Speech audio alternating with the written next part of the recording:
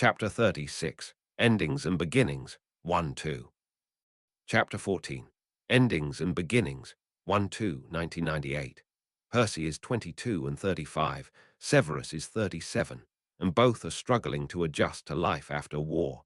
September 1998, in the weeks after the gala, Percy reaches an uneasy sort of equilibrium with Severus, who does not mention the medal that Percy had won, nor his speech, nor his flight from the ministry soon after.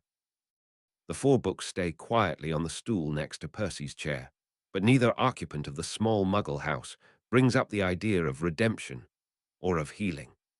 Surprisingly, of all of the difficult, weighty conversations that Percy has forced himself to have since returning at least nominally to the land of the living, the conversation with Harry is what sticks most persistently in his mind. It sometimes feels to Percy like he had been the only one truly with choices in the war, at least because he had been the only one with any sort of idea of what was to come.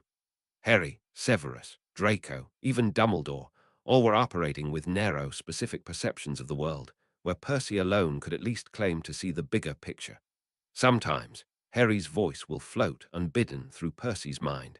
I didn't think war would be like this, but Percy had. Percy had known precisely what the war would be like. In the first few days after the gala, this idea pains Percy, as it has many times before. Over the last decade, he had castigated himself 1,000,001 times for the utter arrogance and idiocy he had displayed by twisting himself through time without the proper preparation. But barring that failing, in this timeline, he should have known enough of what was coming to have moved to mitigate the war sooner. He'd seen such horrors play out in the ministry once before. Could he not have devised a more clever set of strategies to prevent them from occurring again? Could he not have spared Harry some pain, or obviated the need for Severus to spy, or ended it all sooner than he had? Could he have secured a victory without Tom? But oddly, as August slips into September, and the new class of Hogwarts students begins their uneasy return to the castle, Percy starts to, well, not forgive himself, but remind himself of what he had told Harry. Even if Percy had known the entire story of the Elder Wand, would he have been able to knowingly orchestrate a situation to ensure that Harry wound up with it? Even with what Percy had known, it had taken a stunning combination of luck and bravery from all parties for Harry to arrive at Hogwarts wielding all three gifts of death. Even if Percy had known that the cup was in Bellatrix's Gringotts vault, would he have been able to better barter access to the vault if Narcissa and Andromeda had not cause to trust him? Severus had said it multiple times. Subterfuge was not one of Percy's strengths, nor was lying, nor was making friends, yet winning the war had required all three. He had not made all of the correct decisions, but surely he had made some, hadn't he? Surely he had made some decisions based on his understanding of the past, though others based only on his confused understanding of the complex court of personal relationships, machinations, and motivations that presided over the war. Even if Percy could send himself back in time again, would he now have the arrogance to think he could do any better? He'd barely handled this war. Why would he think he could handle another? Strangely, this idea comforts Percy in a way that few other justifications could. Percy cannot claim any particular skill or brilliance. For one, he'd barely been able to keep Tom at bay, and now without his magic, those 13 newts mean next to nothing on his short list of accomplishments. His greatest sin, as far as he can tell, had been the arrogance to believe he could do anything meaningful at all. That the war even ended was nothing short of a miracle, and so much of the good in this timeline had occurred despite him, not because of him. And Tom had not loved him. Tom had thought little of him, except as a means to the ends. Percy had forgotten that during his re-emergence into society. Percy had thought of himself as somebody crucial, somebody important, someone meaningful enough that Tom had hesitated, at the very end, because he had thought Percy valuable enough to pursue over his own goals. Arrogance, arrogance, arrogance. Tom would have never used Percy for anything other than his loyalty. Voldemort had chosen Percy to be his sworn companion, but he had chosen Severus once before, and perhaps even Abraxas, or Bellatrix, or one of his other more powerful followers. Tying Percy so visibly to Voldemort would have been a political act of genius. Harry Potter would have died, Voldemort would have emerged a benevolent leader, and Percy would have followed obediently at his heels. Enough of his peers would have trusted Percy, or trusted his judgment, enough to follow suit. Enough of his family may have listened to him, just long enough to realize that resistance would be futile. Percy could have linked the Dark Lord indelibly to the light, or the light purebloods, or the past followers of Harry Potter. The offer to be sworn companion would have therefore been no different than Dumbledore asking Percy to spy on his brothers or contribute funding to the Order. Dumbledore had never been interested in Percy for Percy's own sake, and neither had Tom nor Voldemort. Severus. Severus had been interested in him, once, as had McGonagall, for the stolen brilliance he had displayed on the basis of his extra years of scholarship. But even Severus had tired of him before he knew the truth. Even McGonagall had no need of him, now that his magic is gone forever. An animagus transformation and a patronus does not a great wizard make, Mr. Weasley. As October drips wetly around the corner of a staggeringly windy September, Percy finds to his surprise that he is reconciled to this idea. In a way, it is a relief to realize that he does not have anything to offer anyone anymore. He had been operating under the heavy constraints of pressure for so many years that to be abruptly free of all expectations is incredibly freeing. Percy occasionally reads the Prophet, but the structural changes in the ministry hardly affect him, and it is no longer his responsibility to ensure that Scrimgeour is adequately informed of each day's challenges. There is a controversy brewing over the proposition to allow students to retake their newts, but Percy no longer has ties to Hogwarts, and therefore does not need to have an opinion. Even when the muggles that Percy now comfortably interacts with at the local grocery shop all buzz about some cessation of political conflict in the muggle portions of Ireland, he merely has to adopt an concerned, interested expression without thinking through its implications. He is like a ghost, floating through the world, touched by nothing, affecting nothing, and he finds a great burden lifted off his chest, like the weight of his physical afflictions is no longer relevant. Percy has been many things: a student, a time traveler, a wizard, a spy, a Death Eater, a muggle. To be a ghost is something entirely new, but he relaxes into it, and at times he correctly identifies the feeling floating inside his ribcage as contentment. October 1998, despite Percy's unexpected sources of peace, a few persistent worries remain. The first, of course, is Severus, who despite an order of Merlin seems no more reconciled to his choices than before. As October begins its dreaded march toward Samhain, the anniversary of James and Lily's deaths, Percy realizes only this year, as the Prophet plans a celebration that Harry will have to grudgingly attend. Severus prickles visibly, until Percy would not have been surprised to see a hard shell growing over his body. The second is, predictably, Percy's parents. On Percy's desk, he has a letter from his parents inviting him to the next Weasley dinner. There have been 4 such Weasley dinners that Percy had not RSVP'd to nor attended, but the next will boast the trio and Ginny, released from Hogwarts for the weekend so that Harry and the rest of the wizarding world may properly mourn James and Lily. So if Percy were to choose one to attend, it ought to be this, at least for the assurance of having a few other Weasleys as buffers. His mother, eyes hard and empty. His father, sitting silently, air leaking out of his open mouth. The third is, unexpectedly, McGonagall. She writes to Percy after the first month end of term and invites him to visit the castle. Myrtle was quite excited to hear the news of the gala, with all of its surprises, writes McGonagall in a delicate, curling script. Percy traces his finger over the emerald green ink. He's never received a letter from McGonagall, and her handwriting is surprisingly more formal and elegant than it had been for the comments scrawled at the bottom of his papers. He wonders if she had used an enchanted quill. She would like to see you. It sounds as if your last meeting ended in discord. Percy snorts. Discord indeed. He can imagine what Myrtle had said about him. The last Percy remembers, he had shouted at Myrtle until she'd fled in tears. He supposes he ought to see Myrtle, if only so that he can share the medal with her, concealed under the bed, still in its velvet box, and apologize for his actions. He cannot imagine she will continue to be interested in him, now that their shared mission is over, and he cannot regularly return to Hogwarts, but he owes her at least a sense of closure to tell her about Tom. What worries Percy about McGonagall's letter, however, is the small paragraph at the end, which informs him that they have something serious to discuss. Percy does not like to think what would be serious enough to merit a letter from McGonagall, who must have her hands full chairing the school through such a chaotic year. From Ginny's, Draco's, and Cedric's letters, it sounds as if half of the students are rebelliously devoting their freedom to unruly pranks, and the other half are dreadfully behind in their lessons and clamoring for attention from the exhausted professors. But Severus, when Percy mentions the letter casually to him over lunch, seems to already understand the situation.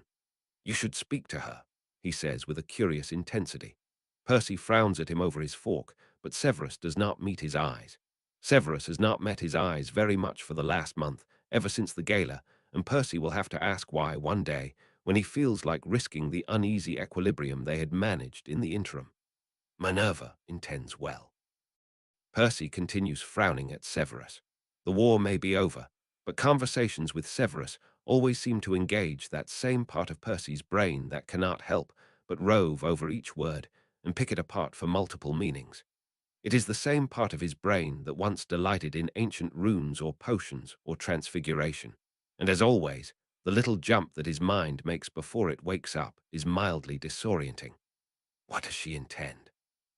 Severus takes a deliberate bite, so that his mouth is occupied with small, neat chews for the next few seconds.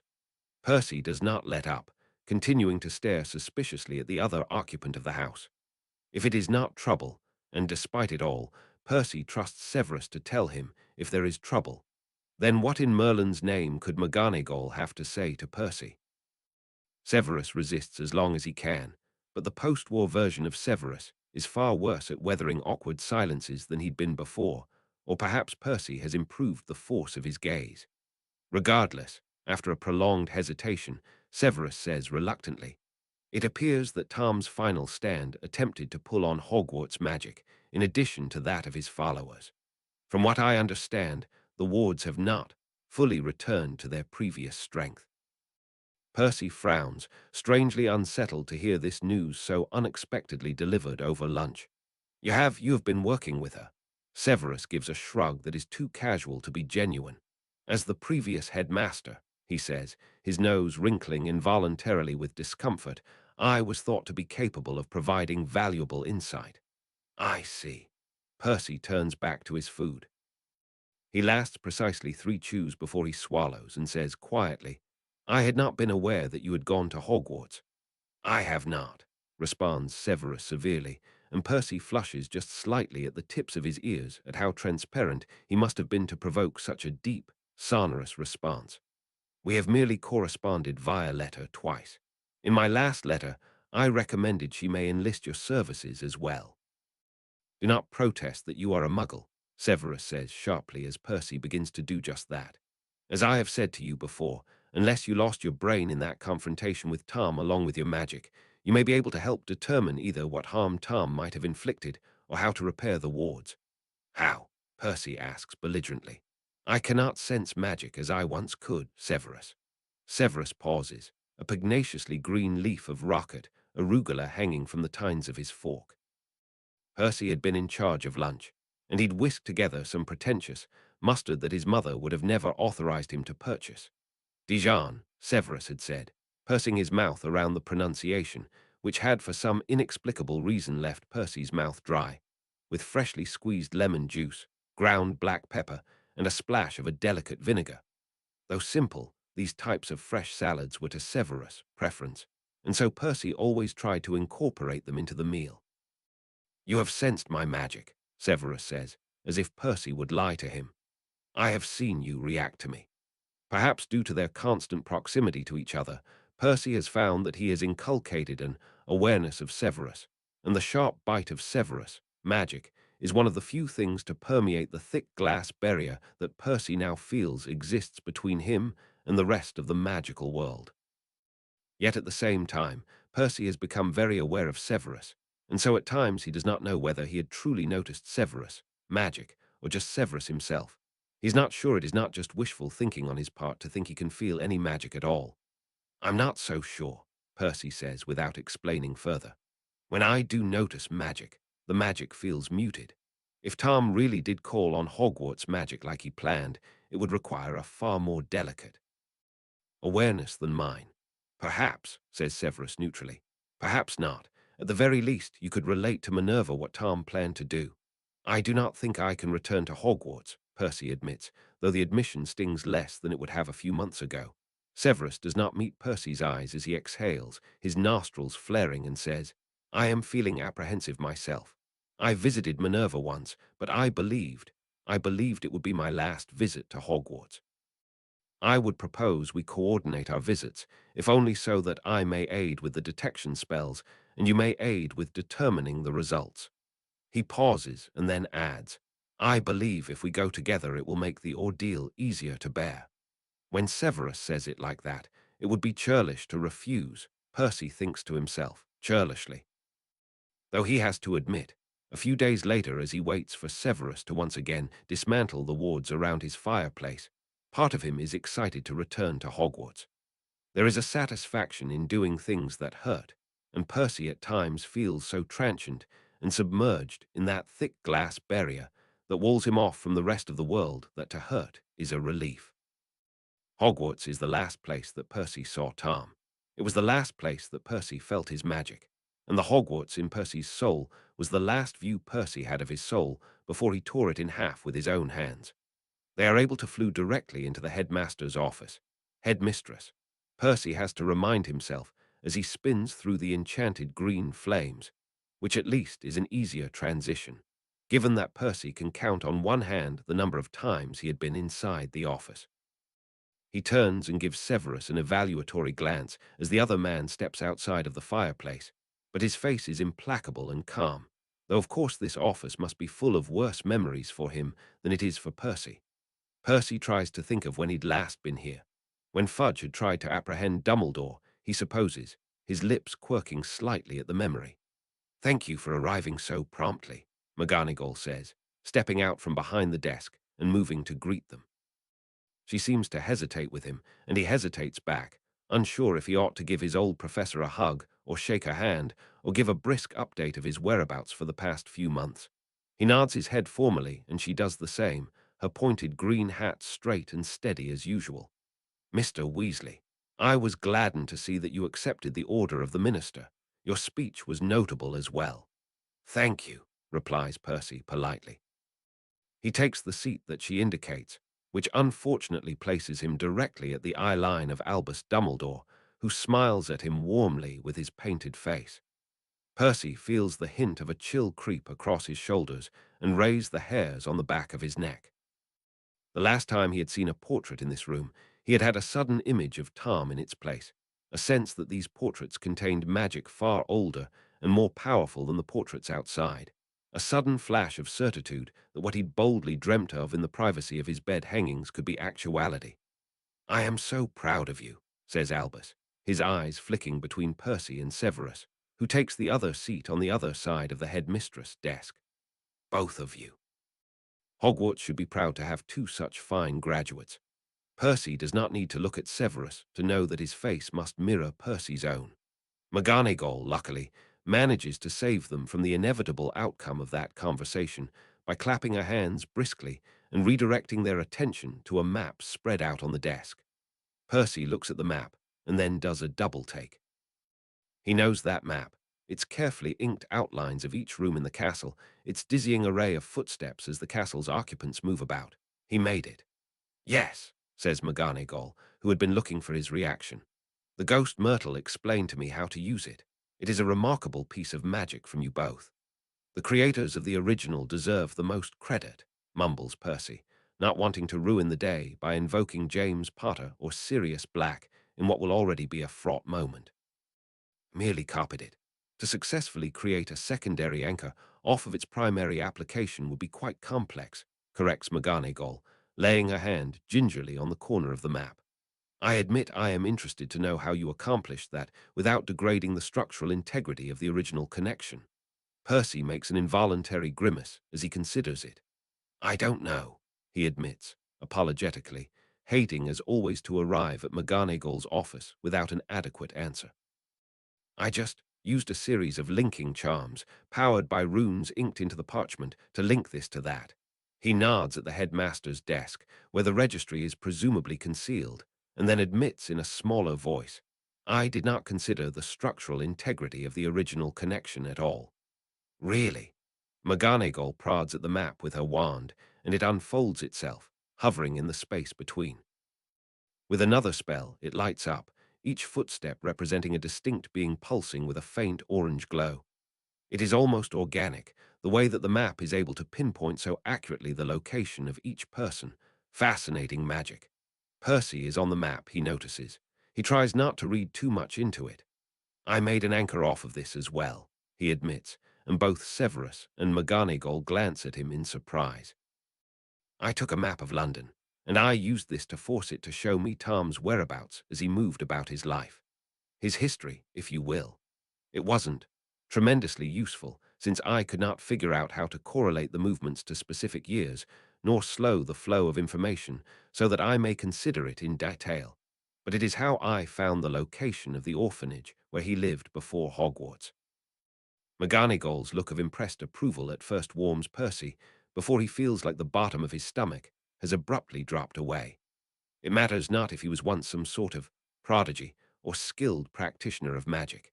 He is nothing of the sort now, and so those magical accomplishments of his in the past are little more than accolades to write in his memoirs, something that happened to a past version of him that no longer existed, as irrelevant as his acts in the first timeline. Are the acts that he performed in the first timeline irrelevant? Percy is struck by this idea, and he struggles to control his facial expression as it lingers persistently in his mind. Would that be a relief, to know that he has moved beyond those actions, or would it be a loss to lose an awareness and understanding of where he had once been? "I have always thought we ought to teach our students less about magic," Severus says conversationally to McGonagall, who allows the map to float gently back to the desk between them. "I find that some students perform far better without an understanding of their constraints and produce results such as this. The other students do not possess the necessary brain power to understand what rules we may have omitted, and it saves us an appreciable amount of time." McGonagall chuckles, and even Dumbledore behind her smiles at Severus' sardonic comment. It provides Percy an extra few seconds to get his erratic breathing under control and look up, carefully neutral, as McGonagall uses the map to illustrate the boundaries of the wards and where they have been flickering of late. "They do not entirely go out," she explains, her finger hovering at a copse of trees at the outskirts of the Forbidden Forest, relatively close to where Quirrell and Voldemort had once fed on a baby unicorn. Percy remembers the moment for a vivid, prolonged heartbeat and then shakes the memory away, trying to focus on what McGonagall is saying. "Their strength waxes and wanes, with no discernible pattern. I have tracked the time of day, my estimate as to the degree of difference in strength, and the location of the fluctuation, and cross-referenced it against class schedules, solar and lunar phases, even Harry's movements, in case he may be influencing the wards." Severus takes the chart of observations that McGonagall had recorded and begins to peruse it carefully. Percy continues to look at the map, his mind roving over the indicated boundaries of the wards and the points of weakness. "Tom said that he wanted to draw upon the magic of Hogwarts," he explains, forcing his mouth past the inevitable stutter over Tom, and keeping his eyes on the map so that he does not have to look at Dumbledore. "He wanted to draw on Hogwarts itself as an anchor." "Ludicrous," scoffs McGonagall, but Percy shakes his head. What he thinks of, suddenly, are dragons wheeling and whirling over the sky, following invisible lines that humans could not hope to see. He maintained that the founders chose to build Hogwarts here because of the physical properties of the land, Percy explains, extrapolating slightly from what Tom had insinuated in that last conversation. He pauses, waiting for a pang in his stomach, but his body is silent, even when the image of Tom swims into his mind, eyes bright behind a plate of toast. He thought that the students themselves continued to imbue the air with magic, and that would provide him an opportunity.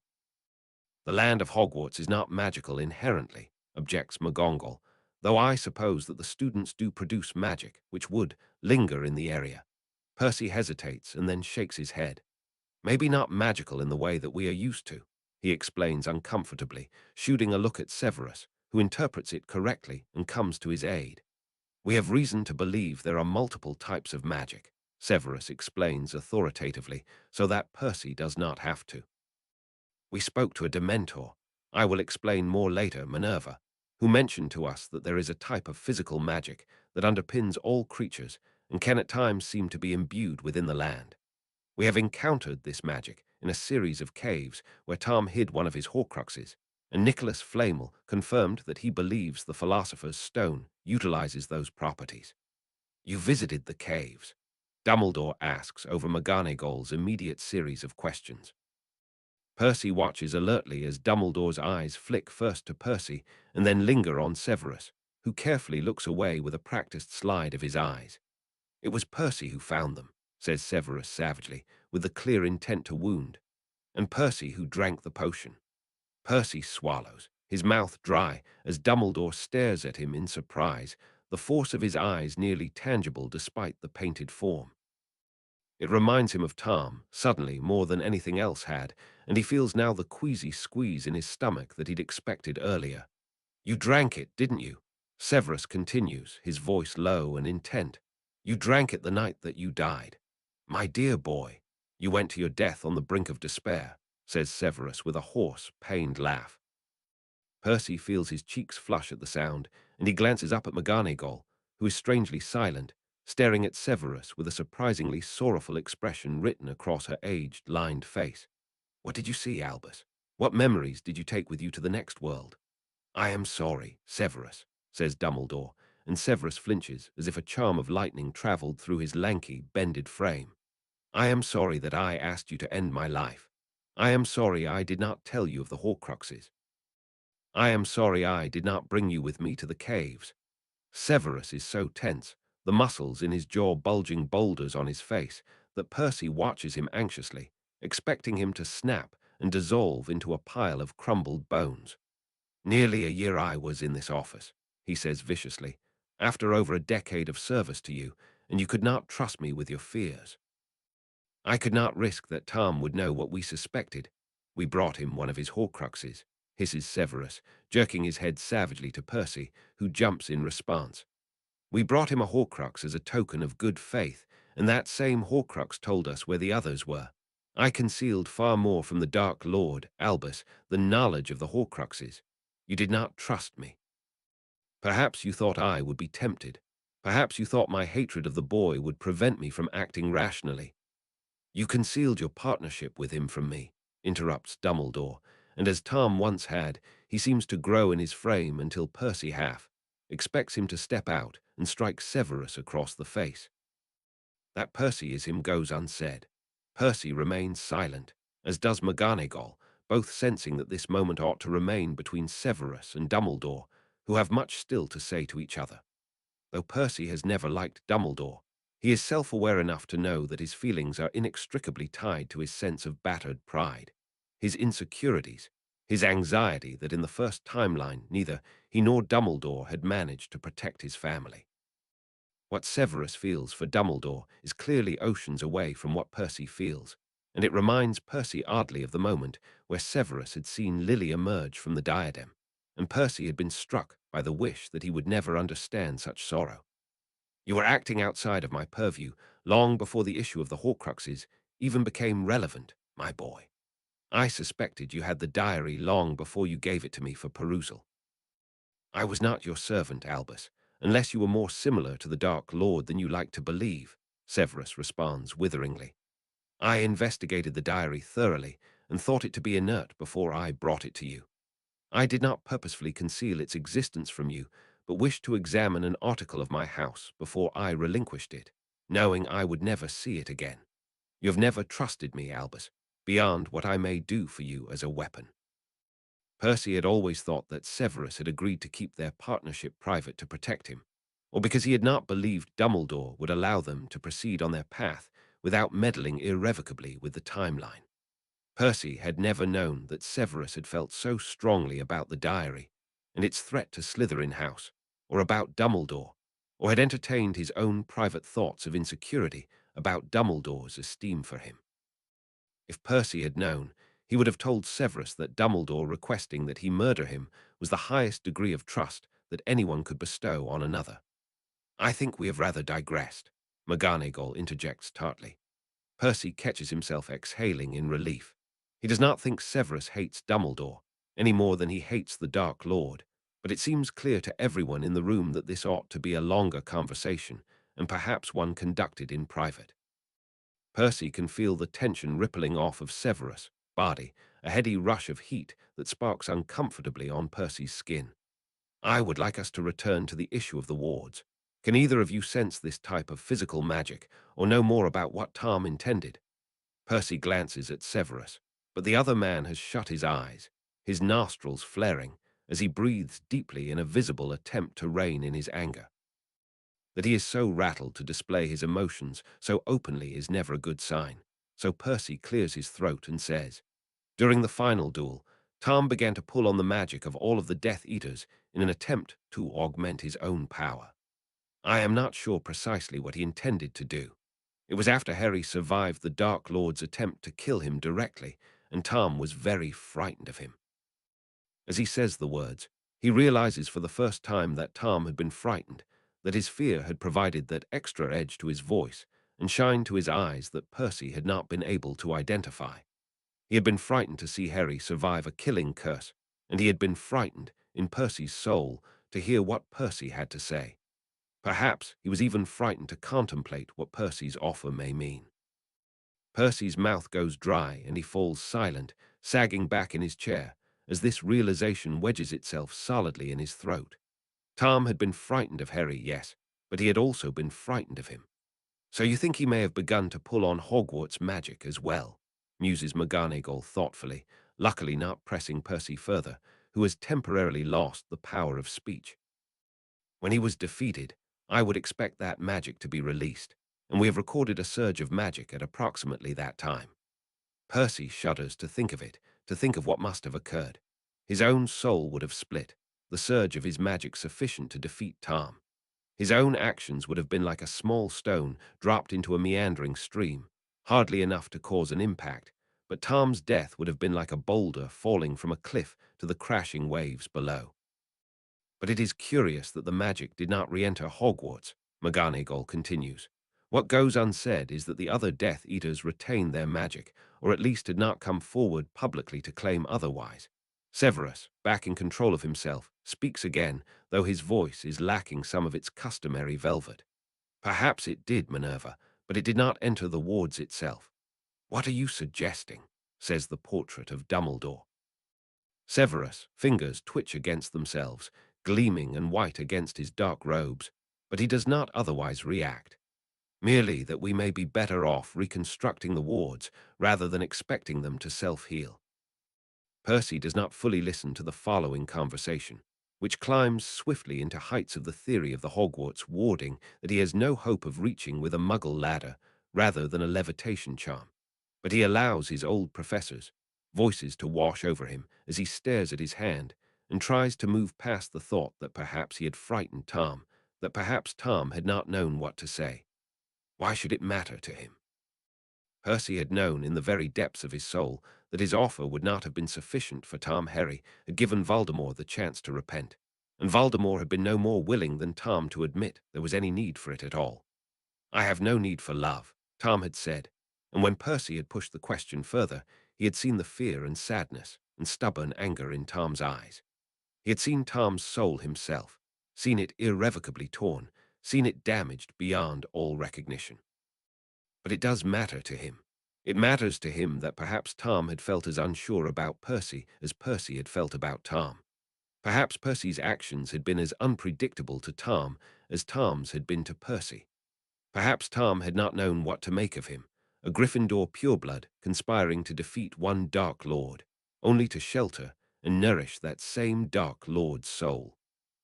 Tom had never understood why Percy had cared for his family despite his anger, why Percy had not disavowed his house after that first initial deception, and perhaps even why Percy had always told the truth where Tom had always expected lies.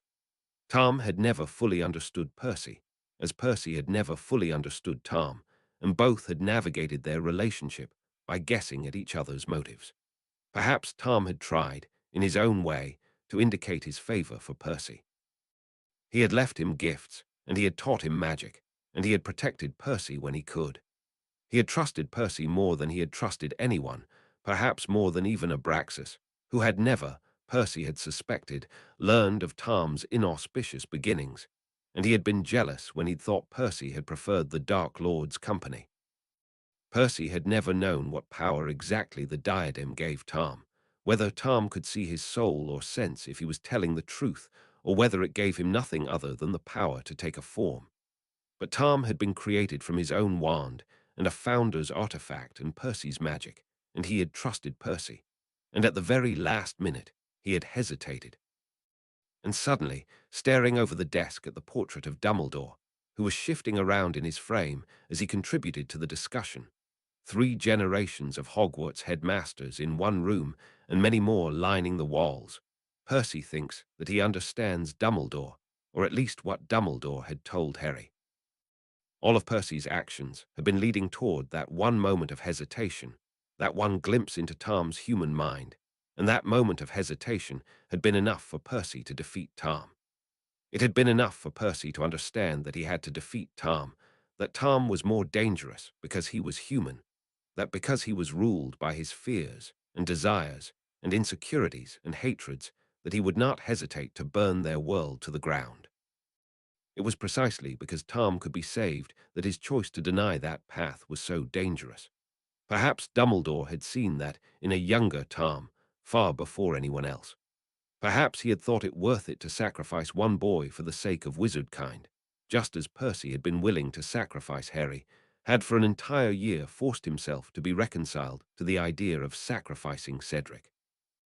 Perhaps Tom could have been saved, and Dumbledore tried in his own way, but the effort had not been good enough, just as Percy's efforts had not been good enough either. And perhaps Dumbledore had acted harshly with Tom because of his history with Grindelwald. Percy thinks of what he had learned from Rita Skeeter's book, that Dumbledore had been friends with Grindelwald, conspired with him, learned magic with him, only to defeat him when his power grew too much. Percy tries to imagine meeting someone that reminded him of Tom. Would he be harsher or more lenient with him as a result? More lenient, Percy thinks to himself. He cannot forget that small boy in a graveyard, standing in the snow without shoes, staring down at his mother's grave. He cannot forget the 16-year-old boy in that old photograph, smirking at the camera, his eyes cool and distant. He cannot forget the Tom he knew, brushing his lips against his, pacing in his portrait, spitting out his anger at Dumbledore even decades later. But perhaps that was where he and Dumbledore differed. Perhaps Dumbledore used up his leniency on keeping Grindelwald alive, and he came down more harshly on Tom as a result. Or perhaps Dumbledore had loved a Dark Lord in his own way and learned the lesson that leniency was never to be rewarded. Percy supposes he will never know which approach is better, and he supposes it does not matter, as Percy will never encounter a Dark Lord again. Mr. Weasley, McGonagall asks, looking at him with concern, and Percy realizes with a jump that he has been staring at Dumbledore's portrait for many minutes without speaking. Are you feeling ill? Do you think it was the right thing to do, to expect the worst of Tom? Percy asks Dumbledore, who smiles ruefully at him, as if he had been expecting the question since the moment that Percy walked into the room. Severus makes a noise, deep in his throat, and Percy remembers what Severus had said to bolster Percy before he'd walked into this offer and asked to join the order. Albus always believes the worst of people, though he claims he believes the best. "My dear boy," begins Dumbledore, but then he falters, his eyes roving over Percy's face, which he supposes must look terrible. A second later, Dumbledore's voice changes to be more flat, but in a way strangely more honest. "I did not realize that is what I was doing for many years," he admits heavily, and his eyes flick to Severus. "I told myself that I was preventing myself from making the same mistake twice. Yet I fear all I did was make an entirely new mistake." "That's why you were so nice to Harry," completes Percy. "You did not want to go down the same path again. And yet I did," admits the portrait, still in that heavy, flat tone. "I fear my love for Harry hurt him as indelibly as my fear of Tom." Percy nods slowly. His heart feels very tired, all of a sudden very full and heavy in his chest, as if pressing against his breastbone with each sluggish, weighty thud. "If you could go back in time," he says, and he notices McGonagall's attention snap to him as tightly as Severus. "What would you change, if you could?" Dumbledore smiles without humor, and though the artist who painted him must have rendered him at his strongest, he seems to look very old to Percy. "I would not travel through time at all," he says simply. "Not because I am content with how my life occurred, but because I would not trust myself not to destroy everything I loved in an attempt to prevent everything I feared." Percy cannot go back in time again, not now, not ever. His body would not sustain it, even if he still had his magic. But could he imagine traveling back in time, far enough to try and save Tom from the fate that eventually befell him? Could he live with himself if his efforts made things worse, if he damned Tom to an even worse fate, or even if he merely tried his best, to no avail? Percy thinks to himself dryly that perhaps it was good that he did not know all of the messy tangle that awaited him in the war. If he knew now everything that occurred, everything he could have prevented, everything that he would try to maintain, he would have gone mad, even more so than he did already. And for all that, Tom descended into an awful, evil path. The only thing worse than being unable to rescue him in this lifetime would be to be unable to rescue him in another lifetime. To always wish he could have done it again and again, better each time, to feel like he had always failed Tom and never been enough. "I understand," says Percy, and he is speaking of many more things than the concept of time travel, and Dumbledore holds his gaze and nods, as if he could hear all of the realizations that have crept quietly into Percy's mind since the final duel. "I am glad, dear boy," says Dumbledore quietly, and for the first time in Percy's life, the term of endearment does not rankle something unpleasant in his stomach. He nods at Dumbledore, knowing that they will likely not speak again, for the time in their lives when they intersected briefly has long been past, and they do not need anything more from each other. Percy looks up at McGonagall, whose expression is complex, but far too complicated for Percy to begin to decipher. "May I be excused?" he asks politely, as if he were still a student in her class. "I'd like to see Myrtle, and I do not think I will be any more help here." McGonagall holds his gaze for a long second, just long enough for Percy to lose some of the calm he'd managed to obtain in the past few minutes, before she nods. "I will send someone to fetch you if we need your expertise." Percy appreciates the kindness in calling it expertise, so he manages to smile, albeit tightly, as he politely excuses himself from the room. At the bottom of the stairs, he begins to automatically reach for the bubble of magic that resides in the back of his neck that he uses to power his self-transfiguration before he pauses. Of course, he cannot change his appearance, not anymore. He will have to walk through Hogwarts without the aid of a disguise or a concealment charm, and it is quite a far distance to Myrtle's bathroom. He hesitates. The large stone gargoyle regarded him from under half-closed eyes. He knows of 3 or 4 small alcoves or abandoned classrooms within a 5-minute walk of the headmaster's, headmistress, office. He could easily hide inside one until it is time to return home. Taking a deep breath, Percy reaches into his pocket, where the medal nestles next to the Dementor's stone. Both give him strength, and he straightens his back, adjusting his glasses until they sit evenly on his nose, and combing his fingers to tame some of his wayward curls. He is a Hogwarts graduate and an Order of the Ministry recipient. He will not be cowed, not by a simple walk through his Hogwarts. Perhaps his last walk through Hogwarts. The founders must be with him, or perhaps Hogwarts itself senses his deep dread, for he manages to make it to the 2nd floor without running into anyone who has cause to give him anything other than a cursory glance. For all that, Percy feels more comfortable around his youngest siblings after the ministry dinner, and certainly Draco is an ally if not a friend. Percy cannot stomach the idea of seeing anyone else, and so he is relieved to arrive at the bathroom without incident. Outside, he sees the drawing he had done once of Myrtle, swooping playfully around the pipes. He stares at it for a long time. What he notices is not the childishness of the rendering, as he typically could not help but mentally cringe at.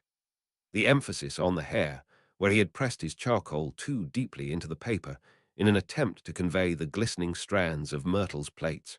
or the timid attempt at shading refracted light into the flow of water that drips from one of the pipes in the corner. No, what stands out to him now is the confidence in each stroke, the assuredness he had felt, drawing his closest friend and hanging it up for all to see. Even then, he had possessed more surety than he does now, though of course that version of Percy was at the beginning of the long and arduous duty. That version of Percy was drawing for fun, and to relieve stress, and to appease McGonagall, and the idea of painting Tom was nothing more than a quiet stirring in the back of his head as he drifted off to sleep. Percy cannot imagine drawing anything at all, though he of course would never be able to animate anything he produced. "So you're back," says Myrtle, and Percy flinches violently, having become absorbed into his thoughts. He spins, his wrist instinctively flicking to produce his wand, which of course remains silent and inert in his bedside dresser at home. "Stop it," he scolds himself. He had managed to subdue most of his automatic moves toward magic, but being in Hogwarts seems to have rendered all of that painful, painstaking work for naught. "I'm back, at least for the day," agrees Percy, drinking in the sight of Myrtle. She at least has not changed, at least visibly, though as she hovers there and stares at him with an unforgiving expression, he concludes as he has many times before that perhaps she has changed, though her appearance remains constant. "Myrtle, can we speak?" Myrtle raises a gleaming eyebrow. Percy wishes almost that her lips were wobbling or the water was beginning to swell. He has never known how to interact with someone who is disappointed in him, and Myrtle is even harder to face for all that Percy owes her. "Do you have quite a lot to say?" "I have an infinite number of things to say," Percy says with a self-conscious laugh. "I know the first one must be an apology. I've been terribly rude to you, Myrtle. I'm sorry that I did not figure out a way to write to you during the war, and that I dismissed you when you were trying to help me after I lost my magic, and that I haven't been able to bring myself to see you since I last snapped at you."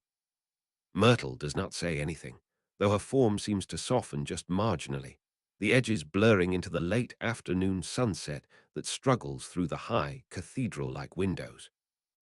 This is the last place Percy spoke also to Tom, and as he looks around him, he half expects to see bleeding words dripping on the walls. "A lot has happened," he continues, his eyes still on the walls where his sister, and then he had painted bloody words into being with their bare hands. "I've been a mess, and in truth I've been longing to talk to you, Myrtle. I just couldn't. I couldn't face coming back to Hogwarts, and I suppose I couldn't face you." "Why not?" Percy coughs out a laugh, forcing himself to return his eyes to her figure. "Because I've done many things I'm not proud of since we last spoke here," he says, trying to remember when that had been. When he had come to check on Draco, perhaps, nearly 2 years ago. "And you're my best friend, Myrtle, though I've not been anything close to a friend to you." Myrtle shifts, sending a cool breeze rippling through the air. "One might think that would mean you would want to talk to me." "You see me so clearly," explains Percy, a small, resigned smile curving his lips despite himself. "I've been living with Severus, you know. It's been well, it's been good, better than I would have expected. He forces me to wake up at a normal time and eat 3 meals a day and go shopping for groceries and read books. And he's been kind, if you can believe it. But he has not forced me to speak of anything I do not wish to speak of, and you've never allowed me to avoid looking at things with open eyes. I've always needed someone to help you untangle your mind," says Myrtle, dryly but not cruelly, and she hesitates before diving through the bathroom door, which Percy takes as an invitation to enter. Inside, the sight of the sink stops him short, and he feels his stomach begin to rebel, but he forces himself to take a deep breath, turning to face the windows on the opposite wall instead. When he looks up, Myrtle, hovering outside one of the stalls, is giving him a sad, understanding look. "It got worse with Tom, didn't it?" Though Myrtle is still upset at him, and Percy knows it will take more than a single apology to loosen some of the rigidity in her ghostly shoulders. Even hearing those words, and the understanding that they imply, make his nose and throat burn fiercely as the urge to cry nearly overtakes him. As he had said to Myrtle, Severus had been very kind to him, perhaps more kind than he deserved, and had watched over him and prevented him from coming to harm. But speaking to him about fraught issues always feels like a duel, leaving Percy exhausted, even when the conversation was helpful. But Myrtle is his oldest friend, the friend who had helped him battle Tom for the longest, and she understands him in a way that Severus cannot, until Percy allows himself to speak to him more plainly, which in his present state Percy is not sure he can even fathom. It takes him nearly an hour, perhaps even two, to explain everything to Myrtle. How Tom had come back to a body with his assistants, how Tom had threatened his father, how he'd had to burn the twins' joke shop down and act in the most despicable way at work, how he and Tom had begun to lean on each other, perhaps even trust each other, as the days passed with each as each other's confidant. He tells Myrtle of the Dark Lord's offer to make him his sworn companion, and he admits in a small voice that he had been honored to hear it, despite it all. And the Horcruxes, of course. He stutters his way through explaining that the diary had still been active, and that Harry Potter himself was a Horcrux, and the Deathly Hallows, and Draco's defection, and how he had all but damned Lucius to death as a result.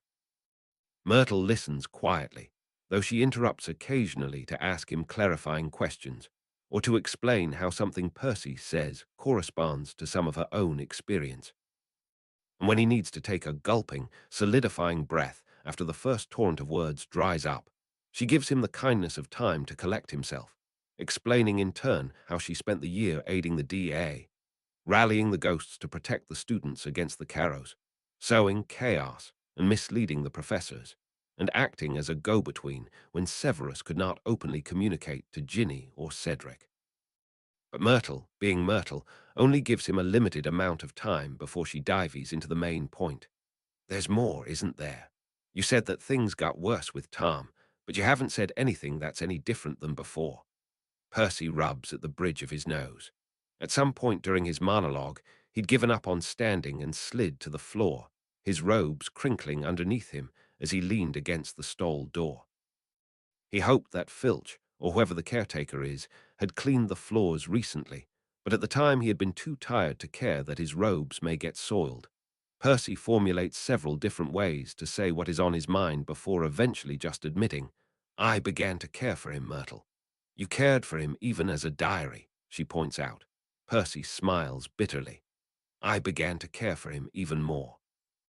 I don't fully understand how it happened, except that I suppose I spoke to him every day, and I began to learn more about what he was like as a person, not just as, I dunno, the incarnate of evil, and I started to feel bad for him. I think that's where it started. And I'm sure he encouraged it, Myrtle says archly. I'm sure he made you feel rather special in return, and made you feel that he trusted you, or made you feel he was interested in you. I know he did all those things, Percy exclaims. I know he was manipulating me, but I think that part of him cared for me too, Myrtle. I don't care how it sounds, or whether I am pathetic for thinking of that. I had his soul in mine, and I felt it. I recognized it. I could call for him, and he for me, had he learned how. I don't know how to explain it better than that. So of course he has to explain the Dementor and the stone, and he even takes it out for her perusal. He can tell that Myrtle is not sure what to make of the news that he walked through his own soul, or that he sheltered Tom in his, but he can see the moment where she decides to accept him at his word, which makes him feel pathetically grateful. That was always the problem for you with Tom, says Myrtle softly. That he was human, that you were similar in a way. It was what made you capable of winning his trust. Percy shrugs helplessly, his shoulder banging painfully against the stall door behind him. I think we were both using each other, both manipulating each other, and then part of the feeling became real. At the very end, I just felt sad for him, I think. I felt as if it had all been pointless, his attempt to achieve immortality or absolute power. I suppose if he hadn't done that, he would be an old man, and I would not be his friend, so what I was hoping for would have been impossible either way. He trails off, the words tangling over his tongue. Tom and he would have never intersected at this junction of their shared, repeated youth, if not for Tom's decision to create a Horcrux, a decision that launched Percy through time and into Tom's second life. So perhaps what Percy really wanted was not that Tom would have saved himself early on, but that he would have turned away from his path after he'd met Percy, which means that Percy would have been prepared to love someone who murdered his best friend. But again, Percy would have not met Myrtle if not for Tom. You can't go back in time again, so don't even bother, says Myrtle, who always has the uncanny ability to discern what he is thinking. Percy, we did it. We destroyed all of the Horcruxes. We protected the Hogwarts students. We defeated Tom. I'm sorry that you lost your magic. Trust me, I understand what it feels like to wake up and lose part of what made you you. But you need to let go of Tom. How can I? Percy asks in a tiny voice, and Myrtle looks at him and then floats higher in the air so that he gets to his feet instinctively to maintain eye contact. I want to show you something. They walk through the halls, Ghost next to Boy, and this time many more people glance at them, though the majority are more interested in Myrtle. Percy is warmed and distracted from his own misery by how many people say hello to Myrtle by name, greet her openly, or update her on some gossip. Myrtle was made better by the war, too, he thinks to himself, a guilty thought, since of course he ought to wish the war never happened at all. You're quite popular, he comments as they make it off the staircase to the 7th floor. Myrtle gives him a playful pirouette in front of the portrait of the 7th floor. I was a spy, too, she says with a conspiratorial grin. Alecto Caro used to frequent my bathroom as a girl, you know. Bellatrix made her life a living hell, always teasing her for being plump and insinuating that she was up to no good with her brother. Bellatrix even sent her a Valentine's one year that exploded into stinksap. Percy winces at the thought. I had no idea. So she was all too happy to complain to pathetic old Myrtle. Myrtle says cheerfully as they draw in front of the door to the room of hidden things. And who would believe that poor sad Myrtle would ever betray someone? Replies Percy dryly, more to avoid the sight of the blank stretch of wall than anything else. I've known you for far too long to be surprised by anything you do. I managed not to fall in love with her, though, Myrtle says with a mischievous sideways look.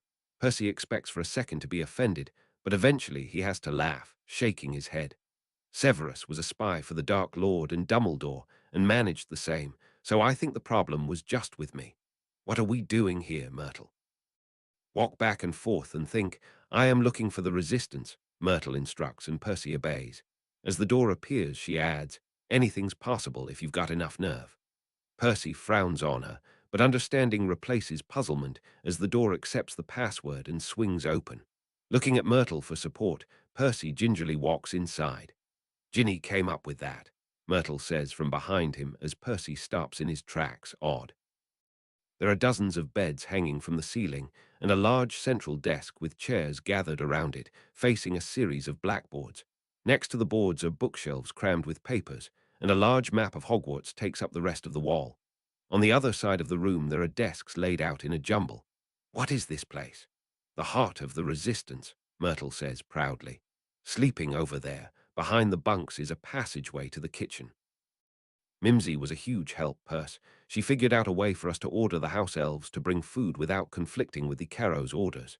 Here there are desks for classes and such. Cedric ran some lessons to ensure everyone made a token effort to keep up. In the middle is the strategy area. Your sister is scary, did you know that? I always suspected, but I didn't know, says Percy absently, walking to the strategy area and trailing his finger over the desk. Why did you bring me here, Myrtle? To show me that other people fought in the war, to remind me how awful Tom was. Trust me, I know all of those things. No, says Myrtle, and just barely through her translucent form, Percy can make out the lines of Hogwarts on the map behind her. Percy, you and Tom destroyed this room, but the Resistance was able to use this room to shelter so many of them. So I almost took out a key resource in the war. Things can get better, says Myrtle strongly, and Percy snaps his gaze up to see her. Even a room like this can rise from the ashes of failure if you want to get poetic about it. Percy sighs, avoiding Myrtle's eyes as he walks over to one of the desks and seats himself in it.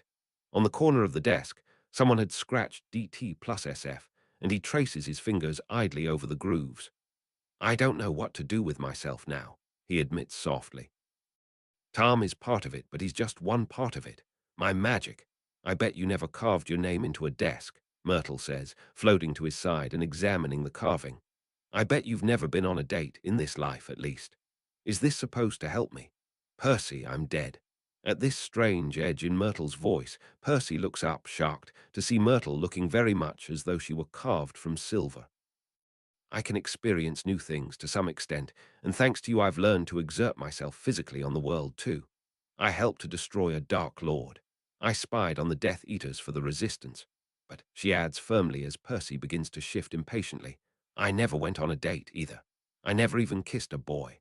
I'll never be anything more than what I am now. I'll never be able to travel out of Britain or try foreign food or go to the theatre. You understand that, don't you? There's a whole world out there that I can't see because I am dead. There were a million directions that my life could have taken me, and Tom removed all of those alternate timelines in an instant. I can only respond to events that happen around me, Percy. I can't create anything new. That's not true, Percy protests automatically. Those can't both be true at the same time.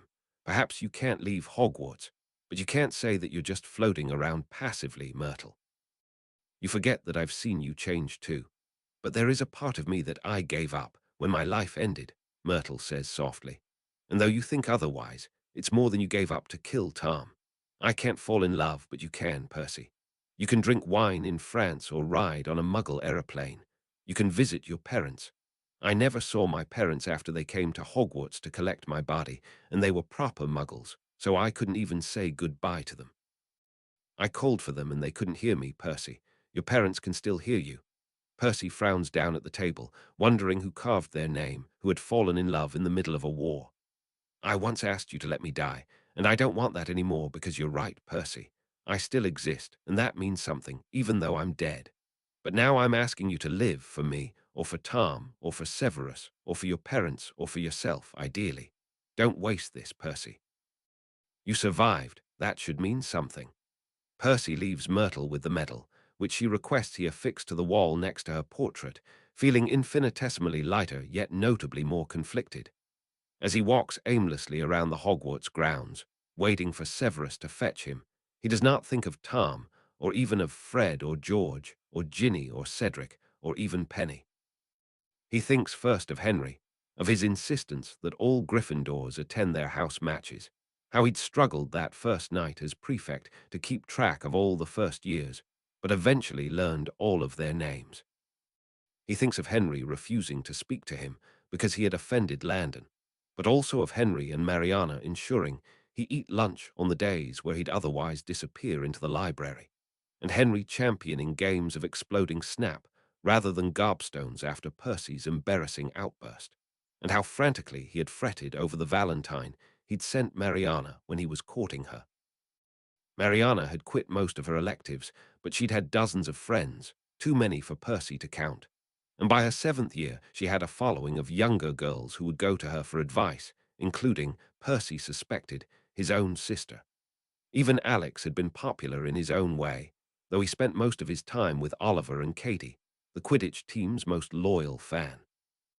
Theodora had largely kept to herself, but she'd studied for her classes with the same intensity as Percy had in the first timeline, determined to excel despite the obstacles. When Percy thinks of Landon, he thinks of those damned Aura Adrian books and the upsetting knowledge that Landon had chosen Adrian for his alias in France.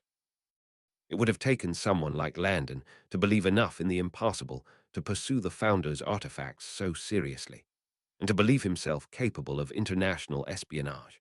And Percy hopes that wherever Landon is, he knows that while he may not have achieved a permanent charm, he'd successfully hoodwinked the French ministry and helped Percy destroy 3 Horcruxes once owned by a founder. If I had a third life, Percy stops himself halfway through the thought, looking behind him as if someone had heard it materialize in his mind. In the afternoon sun, Hogwarts is large and brilliant, the stones glowing in the reddish-gold light, the windows in each tower beginning to glow as the students return to their rooms after classes. He can hear the shouts of Quidditch players beginning their practice, and a group of chattering Hufflepuffs departing from the Great Hall to a late herbology practical. The castle does not look as if it had hosted the Dark Lord only a few months prior. Percy does not say very much as Severus collects him to leave, nor the next day or the day after. The confused tangle of feelings in his stomach seem to roil uncomfortably every time he timidly tries to examine them. He feels the all-too-familiar sense of guilt and regret smoldering inside him like the common room fire after the students have gone to bed. It's a feeling he recognizes not from this timeline, but from the last, and right on schedule, too. It's the feeling that he has wasted his life, again, that he has missed out on learning a lesson everyone else has mastered, that his focus and determination in one arena have left the others to grow over in an untidy sprawl. It's the guilt of inaction and the regret of impetuous pride, the sense of his hackles raising.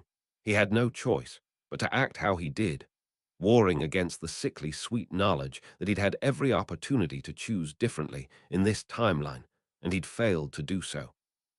What Percy regrets now is not who he hurt through his actions, not who he abandoned or misled, but that somewhere along the way he'd let down himself, and that is a far more difficult pill to swallow than it ought to be, all things considered. He may have lost his magic, but had he ever been a wizard in anything other than name?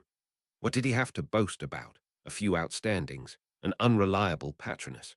What would have been inscribed on his grave had he died, and who would have attended his funeral? "You must not mope around the house so," says Severus, after another 2 weeks have passed. Percy glances up dully. It feels sometimes that he struggles so hard to take even the smallest step forward, and sometimes with a great deal of effort he leaps ahead, only to be dragged back down by his own unrelenting heavy malaise. "I'll go for a walk," he says, returning his attention to the book in front of him. He had read nearly the whole thing without moving his eyes, only occasionally leafing over to the new page. "I am returning to Hogwarts today to examine the new wards that Minerva and I constructed," Severus says pointedly. Percy bristles automatically at the insistent edge in his voice, but remains silent. A few seconds later, Severus sighs irritably through his nose and adds, "I thought you might like to accompany me. You may speak to Myrtle or your siblings." "No, thank you," says Percy politely, leafing over another page. In the back of his mind, when the clouds clear in his head long enough for him to remember himself, he has begun formulating a way to communicate with Myrtle from afar, using the linked notebook he had once created for Severus. But since setting up such a thing would require asking Severus to fetch said notebook, and for Percy to return to Hogwarts, the idea has remained purely theoretical. "It's a bit chilly today. I can make supper. I was thinking soup." "Percy," Severus begins tightly. Percy's shoulders draw into himself, but he does not look up to see the exasperation he feels sure is written across Severus' face. Severus does not like this version of Percy. Percy can easily tell without having to ask for clarification that Severus would prefer him to be more animated, perhaps more interesting. He lingers on an elaborate drawing of a map on the next page of the book. He will not be anything he is not anymore, not after he had lost nearly everything else about himself over these last few years. If Severus does not enjoy his company as it is, then they both know what the necessary next steps must be. "Percy," says Severus, in a more controlled tone, "I believe that Minerva wishes to speak to you again." "Severus," says Percy, in the same tone, "if Professor McGonagall wishes to speak to me, she may owl me, as she knows where I am living. I don't want to go to Hogwarts, and no, it's not because of Tom." When Percy looks up, drawn by the curiosity of Severus' silence, rather than the predictability of his next cutting rejoinder, he sees a smug expression curling the edges of Severus' lips, as if the other man is holding the card in exploding snap that will singe the sleeves off Percy's robes. Percy pulls his hands into himself automatically, fingers curling over the sleeve holes, as Severus says coolly, "She intends to offer you another apprenticeship, you know." Percy's first reaction is incredulity, followed by a swift, burning hunger that settles uneasy into embarrassed anger. "Surely she does not think I believe her offer binding," he scoffs, thinking of that sun-warmed room and a leather-bound notebook. "I hardly would expect her to honor her offer if I were a redeemed Death Eater, let alone a Muggle." Severus raises an eyebrow, and Percy hastily amends, "Or a wizard without magic. Whatever we may call it, Severus, does not escape the fact that I have nothing to offer Hogwarts. Unless you've forgotten everything you used to know about magic in these last few months, which I would not think unlikely, given how infrequently you have exercised your brain. I would think you could still complete the proposal you had initiated in your 7th year," says Severus loftily.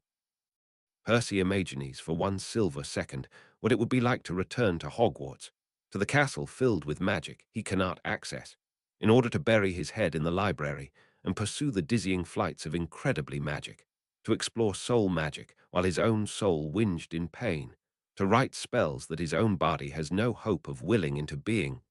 "This is not a kindness," he says, which surprises them both into silence. Severus turns and examines the fireplace, picking up one of the pokers and pushing away a burnt bit of wood that had leaped for freedom. "Minerva does not suffer fools lightly," he says into the fireplace, his voice surprisingly gravelly. "I do not think she intends to offer you kindness for kindness' sake. If she intends to ask you for your time, she must believe you have something worthy to offer." Percy shakes his head. "You told McGonagall of my role in the war, or so I have surmised from various comments," he reveals, and is rewarded by a slow, surprised blink as Severus turns back toward him. "I think it likely that McGonagall has concluded that there is no other place in wizarding society that I may occupy and is seeking to provide me housing, as you did, Severus, by offering your home." Severus begins to respond, but Percy speaks more loudly, authoritatively adding, "I would thank you both, but neither offer is necessary. I do not need charity nor pity." Percy is caught by the genuine anger creasing the other man's face. "My offer was not pity, boy," his old professor nearly snarls at him. "How can you say that? You said specifically that you intended to help me heal my soul. You've been conducting all sorts of research. Because I care for you, you incomparable idiot," Severus says so viciously that Percy's jaw snaps shut with an audible click. He watches mutely as Severus deposits the poker back into the small wire basket with a loud, surprising clang without even bothering to banish the dust that floats down and coats the floor.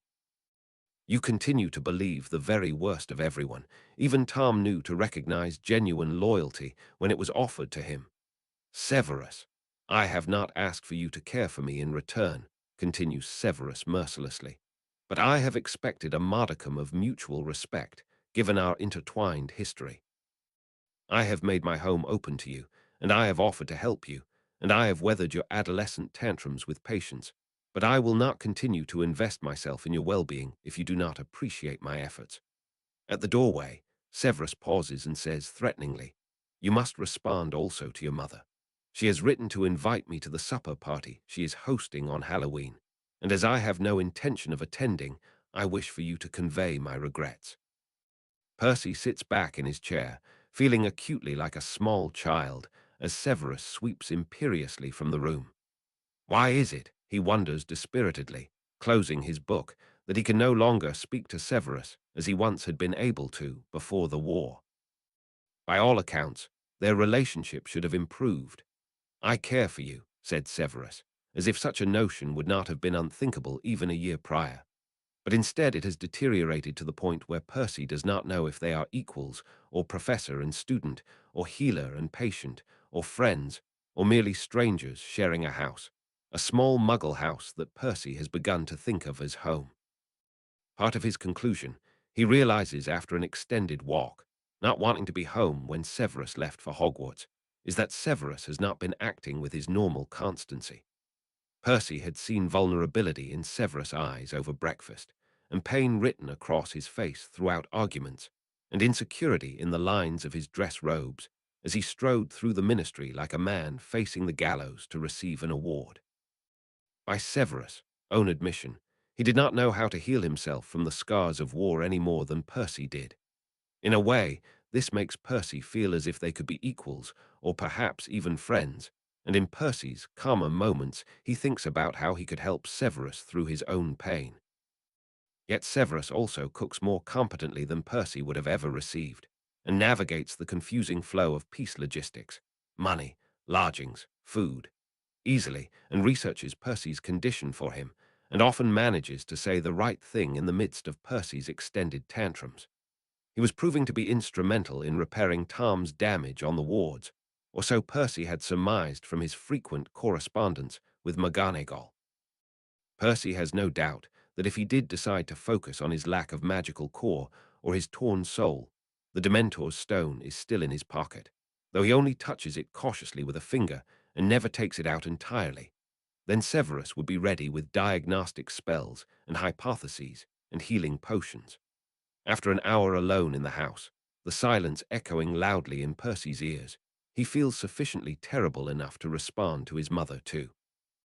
He impulsively asks if she is free for tea that very afternoon, recognizing with some of his old self-awareness that he is liable to flee from the task if he pushes it off any longer. So his mother may hate him. What advantage is there to be gained in waiting to find out? At one point in Percy's life, he had been pragmatic, competent, capable. This feels so long ago that he can hardly remember what it had felt like to have principles to guide his decisions, even if those principles were at times corrupted and arrogant, if not amoral. I cannot travel, but I am staying with Professor Snape. I can provide apparition coordinates for a small park in the nearby Muggle village. If I do not hear otherwise, I will be present at the following location at 4 o'clock. He does not hear otherwise, and Severus still has not returned. And so after 3 hours of pointless fretting, Percy dresses in his warm Muggle clothes and leaves the note from his mother on the table, along with the name of the park that he had sent her. Severus may have finally decided that Percy is not worth the effort of his friendship, but Percy is loath to cause an unnecessary panic by disappearing without a note.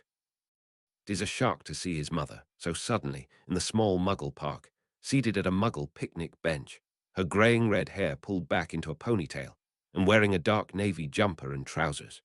She looks so unlike the picture of Molly Weasley that Percy is accustomed to: floral dresses, loose curls, faded apron, bright, cheerful robes, that at first Percy does not recognize the older woman as his mother. Once they make eye contact, however, he would be hard-pressed to think of her as anyone else. Feeling inexorably pulled by his gaze, he walks across the small park, the brittle leaves crunching underfoot, and joins her on the picnic bench. She does not rise, which saves him the worry of whether he ought to bow or hug her or shake her hand. "Mother," he says uncomfortably. "Percy," his mother says as shortly. There are so many things that Percy wants to say that he does not know where to start. It surprises him that she has not come with his father. Percy thinks sometimes to himself that his far greater sins were the ones inflicted on Arthur. Yet seeing his father does not fill him with the same uneasy dread as it does to see his mother.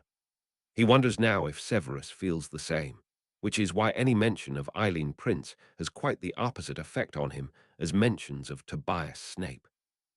His mother's body is warm, unfamiliar as it is wrapped in its new outerwear, and Percy cannot help but notice the familiar scent of dried herbs and wind that he associates even now with the burrow. She sits very tall and very straight next to him, and he feels himself unconsciously adapting to mimic his posture. His mother had taught him to hold a wand and to write with a quill and to preserve fruit in small glass bottles. Perhaps it was by her heritage that he'd been capable of the artistic skill required to resurrect Tom. Their shared claim to the Prowett name hovers in between them, as does the ghost of Lucius Malfoy and all of the other unpleasant words exchanged in moments of emotion. "Thank you for coming," says Percy, in the absence of anything else to say. I wanted to tell you that I would be attending the next Weasley supper, but that Severus does not feel comfortable attending." He smiles weakly and tries for a joke. "All the Weasleys in one room, you know, but I thank you for inviting him. He seems to have become a close companion of yours," says his mother neutrally.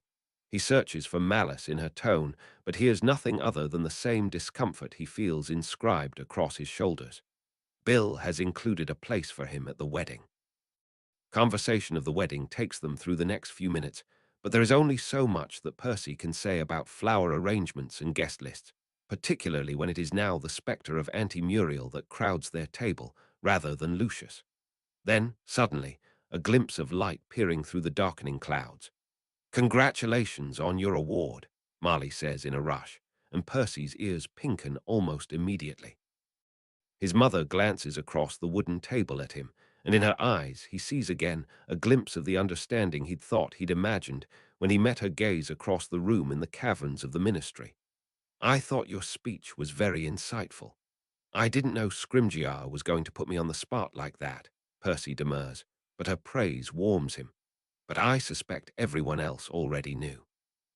"It was on the program," Marley says, and taken by surprise, Percy laughs before he can remember to restrain himself. He's glad he did, though, as his mother smiles in return, her lips curving into the conspiratorial, mischievous smile that he'd always felt during his childhood that she reserved for him. It was the sort of smile she would bestow on him when, during handwriting practice, he would write letters to one sibling pretending to be another, a trick that only ever could fool Ron or Ginny, or when he'd label his jars of jam Percy's potions. Of course it was, Percy says, shaking his head ruefully. He had not taken a program, not wanting to see the flowery language written by someone, Julian most likely. Serves me right. I was just relieved to get through the night without spilling anything on myself or having anyone figure out that I don't have my magic anymore. Percy can hear the sharp intake of breath that his mother releases before she presses her lips together, clearly trying to forestall any further exclamations. He finds himself reddening further. He had become so used to casually referencing his ailment around Severus that he had forgotten how awful it must be for his mother to hear of it so directly. But to his surprise, his mother seems to steel herself, leaning across the table as if delivering the words over a closer distance would make them easier to bear. Percy steels himself for her disappointment. "I am sorry you lost your magic," she says, and Percy suddenly wants to collapse at the cold understanding he can read in her face. "I can't imagine a higher price for you to pay for your actions in the war." An outsider might find these words insulting. Certainly Severus would have raised his eyebrows to hear them, or Draco would have plunged his hand in his pocket for his wand, or Tonks would have hissed in awed surprise. But to Percy, he feels suddenly like his mother is the first person to properly acknowledge that Percy had needed to pay a cost, and he had paid it fairly, and the cost had been high, but so had his sins. "Yes," he says, and the relief of saying it threatens to overwhelm him, so he says it again. "Yes. It was difficult for me to see the path you were going down," she says mercilessly, but he leans toward her, like a flower toward the sun, desperate for her words. "I felt that you were turning away from your family. Even when I knew enough to guess at your intentions, I thought you were not being honest about your interest in the dark arts." She expels a huff of breath in a humorless laugh and shakes her head. "Percy, I was so proud to hear of the good that you did during the war. You were." Percy wants to wipe his clammy palms on the bench, but he does not want to draw attention to them. "I thought." Suddenly, his mother's face seems to crumple in on itself, and to Percy's great surprise, she lays one of her hands on his, resting on the cold, rough wood between them. "I believed the worst of you," she whispers, her fingers tightening on his. "Can you forgive me, Percy?" "You, of course you did," Percy stammers back, his eyes widening behind his glasses. "Mother, what else could you have thought? I was so cruel to you and father. How could you have thought otherwise?" His mother shakes her head, and Percy notices that with her hair pulled back, her curls look more similar to his, tighter and redder than they usually look cascading down her shoulders. "Even before. From the moment you went to Aunt Muriel's, I expect, and asked us to teach you the old ways. You were just a child, Percy, and I thought you were beyond help." "Mother," but his mother cannot be stopped, though tears have begun to gather at the corners of her eyes, like thin, glistening raindrops. "I looked at you and I thought to myself that perhaps you were the son I would have had with Lucius, had he got his way." Molly flinches into herself as the words escape and hang in between them. Percy absorbs them into his skin slowly, waiting for a sting of anger or betrayal. He cannot find that he is upset to hear her say these things, though it seems from her reaction as though she expects him to storm away in anger and never reply to her letters again. "I can see why you thought that." His mother looks at him without comprehension. "I thought this as you were a child, Percy, long before the Death Eaters, long before you joined the ministry. I thought these things just for your crime of wanting to know your maternal family as well as your paternal one. I'm a horrid mother, Percy." "And I'm a horrid son," he says with some irony, raising his eyebrows.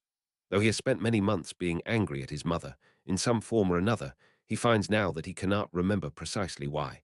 If he had reminded her of Lucius, it was because he had been copying the Malfoys and their brethren intentionally for many years. "Long before the Death Eaters, as you say, I was already an absolute prat to you and father, let alone the rest of them. And I was interested in dark arts." "You weren't wrong, Mother. You were so young," his mother insists disbelievingly, as if they are continuing not to speak in the same language. "McGonagall told me that you had begun to partner with Snape when you were still in Hogwarts after trying to save Ginny from that diary. You were barely 17 years old, Percy, and you didn't feel safe in our home. You felt you had to be alone.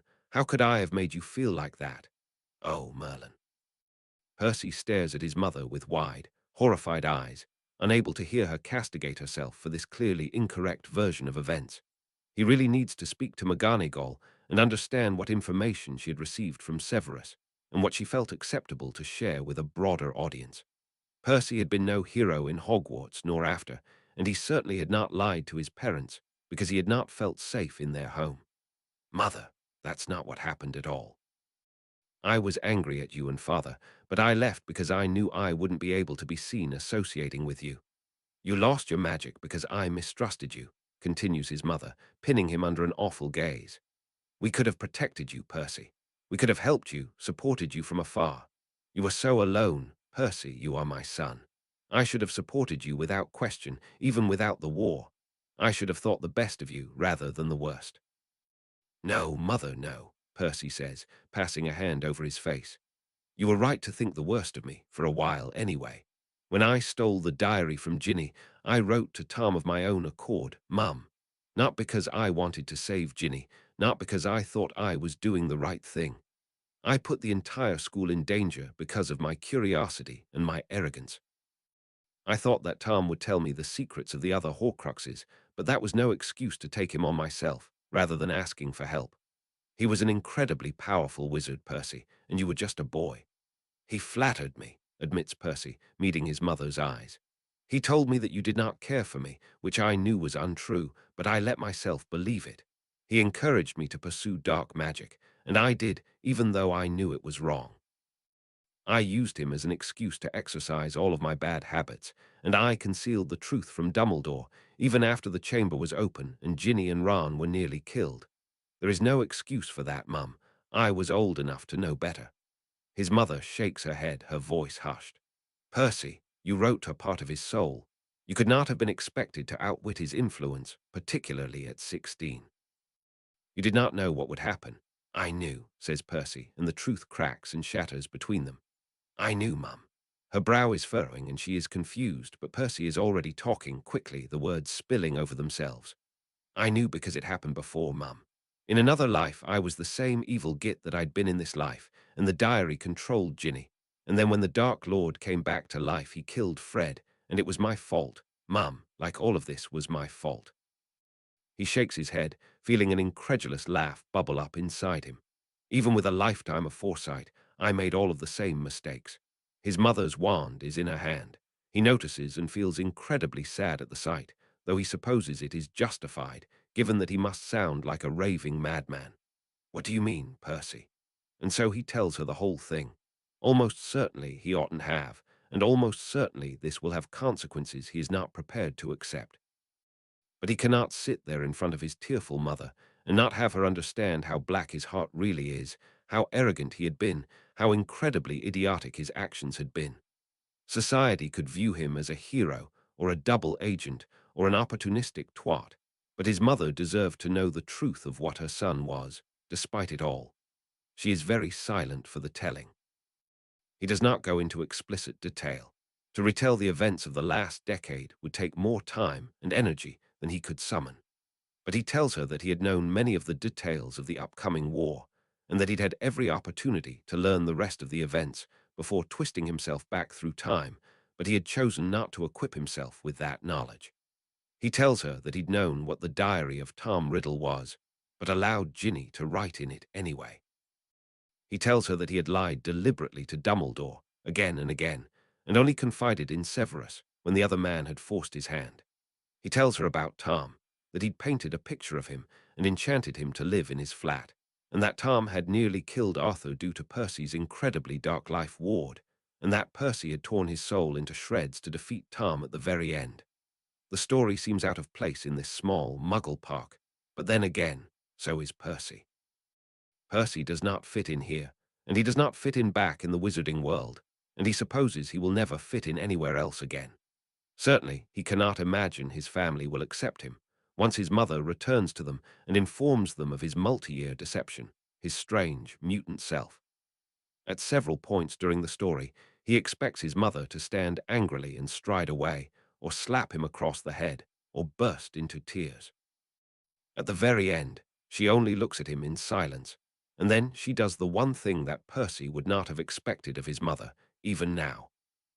She leans over the table and wraps him in a hug, the first hug he's received from his mother since his graduation from Hogwarts, and he begins to shake in her arms as he smells the damned rosemary that he knows is growing out of a little pot on the windowsill, and the faint aroma of baking bread that must be cooling on the countertop, and the clean, fresh smell of a warm, sunny kitchen. He does not burst into tears, though his face feels uncomfortably warm and damp, but he trembles as his mother hugs him, and he feels her body shaking in response to his distress. "You did so well, Percy," she whispers in his ear, and now the trembles do turn into tears as his mother still does not push him away in disgust. "I'm so proud of you, in this timeline and the last." It is everything he's ever longed to hear from her, but he cannot believe it.